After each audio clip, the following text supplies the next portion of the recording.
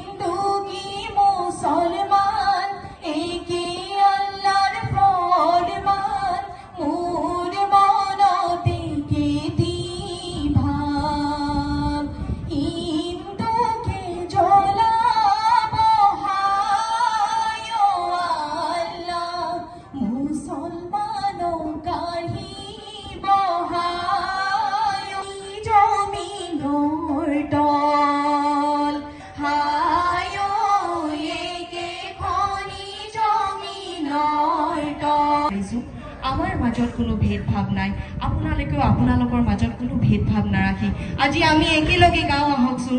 শংকৰ গুৰু তুমি আজি আকৌ এবাৰ আহা, আজানপীৰৰ সতে মিলি এটা জাতি গঢ়া।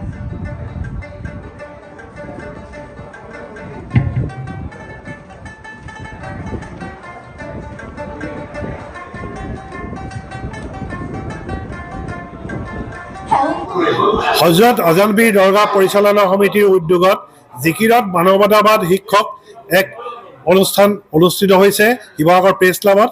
জিকিৰৰ মানৱতাবাদ শীৰ্ষক এই আলোচনা চক্ৰৰ সমল ব্যক্তি হিচাপে আমাৰ মাজত মনোজ্ঞ এক ভাষণ প্ৰদান কৰিলে যোৰহাট জগন্নাথ মহাবিদ্যালয়ৰ সহযোগী অধ্যাপক ডক্টৰ ছেলিম আলী আহমেদ ডাঙৰীয়াই।